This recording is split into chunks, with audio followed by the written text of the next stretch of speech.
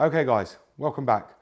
So today we're going to be just doing an update video on my Porsche 997 because as many of you know and many of you guys that don't know, many people are here for the Porsche rebuild videos and many of you have subscribed to me for the Porsche engine videos to see regarding updates on how it's getting on, and a lot of you come from obviously me tearing it down, rebuilding it, doing this and that. So I'm here to do an update video on my Porsche 997 because many people wanted to know how it would get on using obviously iron sleeves, and so that's why I want to do this video today. So let's get on to it and we can run over how this car's been doing and what I need to do and what I ain't done and how many miles I've done in it since I've rebuilt it. Okay, so as many of you guys know, I rebuilt this Porsche 997 engine all by myself. There was nobody to guide me, help me. It was the first time I'd ever built a Porsche 997 engine. Now I know this engine like the back of my hand. I know every internal, I know every part. I could probably tear this engine down in less than an hour now after knowing it, and I can get the engine out in less than probably 40 minutes. That's how easy these engines have become for me.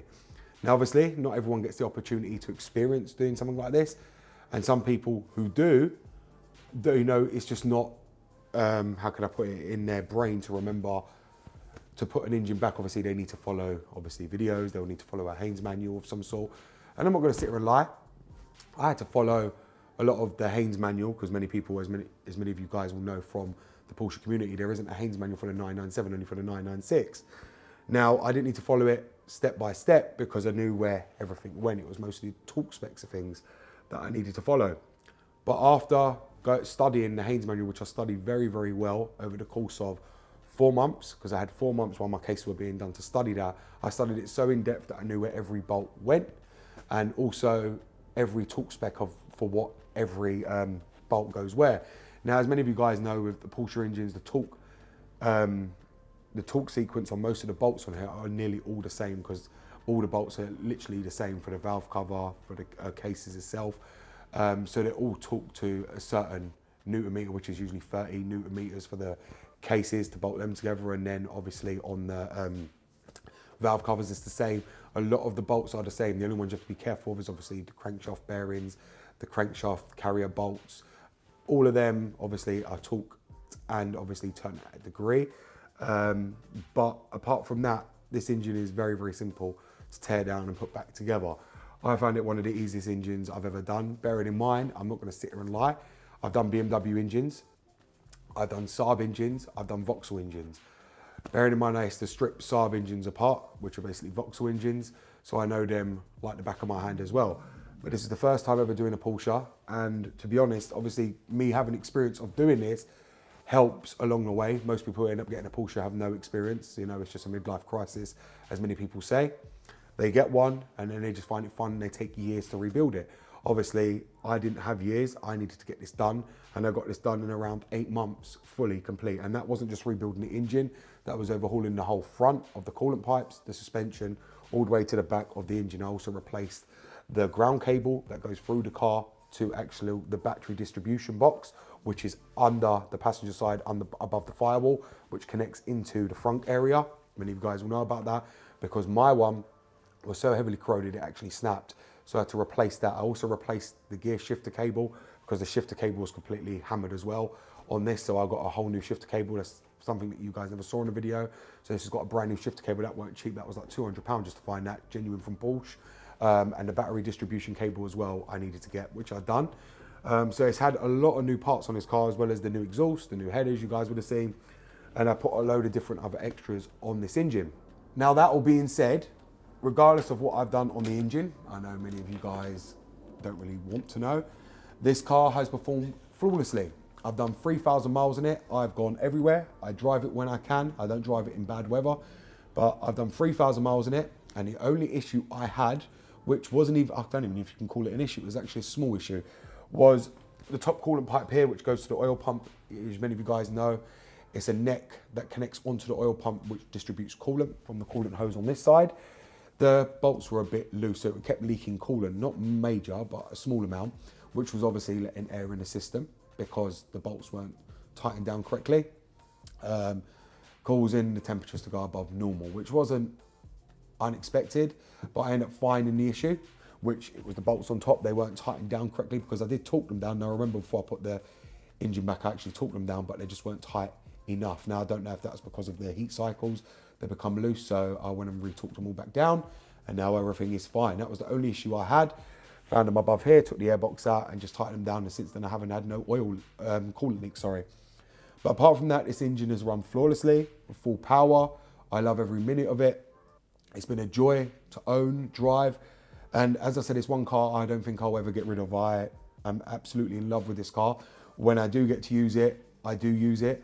Unfortunately, I do have other cars that I use, obviously my BMWs, my 630i, but this one particularly I like to take, because it's got the sunroof, it never goes a day without being driven, unless it's really bad weather, like now in the UK, so therefore I won't drive it. But like I said, overall, I spent a lot of money on this car, but I did that purely because I got it cheap enough. To others, isn't viable, especially if you paid, as I said to you many times in the video, if you paid 20, 23 grand for the car and then you're going to spend 16 grand on the car, it doesn't make financial sense. A lot of people wouldn't go to the lengths that I did. They'll try and find the cheapest rebuild because they paid so much for the car already. So you can get them cheap for around 7 grand. That isn't doing everything that I've done.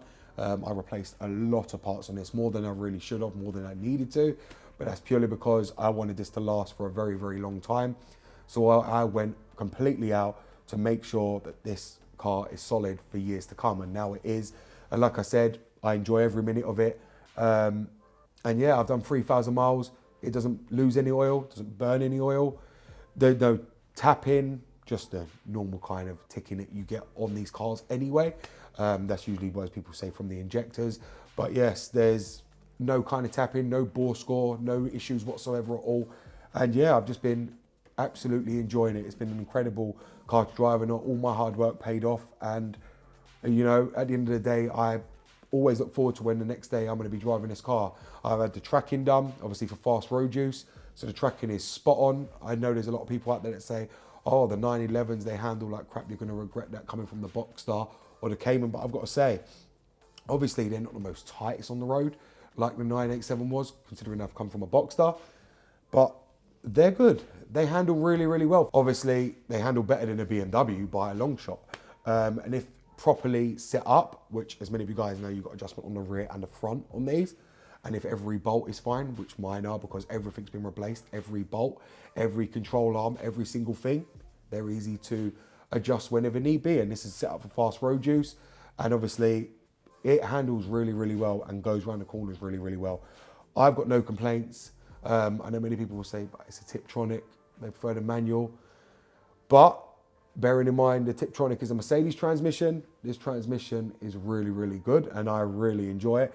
I've driven the manual ones, but I do prefer the Tiptronic on the 911 a lot more than the manual. And that's just me. Everyone's got their own opinion.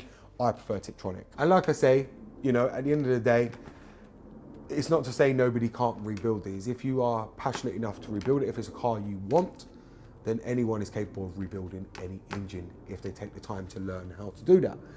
But obviously, you know, not everyone can afford to go out and buy a Porsche.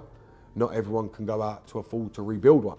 Most people are looking for one that's already rebuilt or repaired purely because they don't want the cost that's involved. But what a lot of people forget, and I've said this many times, is no matter what, even when you rebuild the engine, on these cars, you've still got the coolant pipes at the front, you've still got all the control arms that seize, you've still got so many other bits that need to be done. A lot of people that just rebuild these engines, especially when they take them to shops, will only rebuild the damaged parts. I replaced every single thing on this, from all the CCVs, anything it needed new, on top it had. I didn't mess about with this car. I didn't just replace what was needed and that was it. I ordered new pistons, I got new piston rings. A lot of shops won't even change the piston rings if they're not damaged or they're fine. I replaced even them. I replaced every bolt to ARP to make sure this engine is bomb-proof and solid, which it is. I rev it out, I drive it, I've done 3,000 miles, and the car just performs flawlessly. And you know what? Like I said, I can't knock it. It's been one of the best cars I've had. I reckon this car will stay with me now till probably the day I die. But yes, overall, I love the car. And like I said, the reason I'll keep it It's because if I ever have to drop the engine, I can easily do that in no time whatsoever because I know it off the top of my head. But as I said, guys, that's the update on the Porsche 997. Like I said, I've done 3,000 miles, performed flawlessly since the rebuild. And like I said, if you guys want to go and get yourself one or you're interested in rebuilding it, go ahead and rebuild it. Don't let nobody tell you any different. I would strongly recommend to give it a shot. I wouldn't just go and pay a shop to do it because then you know what's been done, it's been done correctly, because there's many people that buy rebuilt ones that end up either destroying themselves from the crankshaft carrier being blown up, where the bearings ain't been seated correctly, where they haven't been lubricated correctly. And if the moment these start up, if they lack any kind of lubrication, the bearings are going to eat through into the crankshaft and completely destroy the crankshaft. And finding the crankshaft for these engines is rare, and they're also insane money when they do come up. So do bear that in mind. I personally wouldn't let a shop touch mine because I'm OCD about things, and I know I've done everything correctly, and that's why this car's made it past 3,000 miles. As they say, if you manage to make it past 100 miles without it blowing up, then you know you've done everything right. If you manage to make it past 3,000, then you know everything is completely solid. And this gets redlined a lot, only when warm, of course. Once the temperature's about 90 and the oil pressure is correct, that's the only time this gets redlined. But apart from that, it doesn't see the red line until then. Definitely not when cold. But apart from that, it's been flawless. The oil, I've changed it already as well, because many of you guys know you went to change the oil on within the first 500 miles, which I've already changed due to the engine rebuild. And obviously the oil was perfectly clean and fine. No issues with the oil whatsoever. Oil was still pristine, which shows how well this engine is already running. I've replaced it with now Miller's oil, and now I'm running 10W60 on this, which is what it's called for, because these engines run hot all the time, and I've had no issues with it. So thank you very much for watching, guys. It's BMW Dr. Dean here, and goodbye.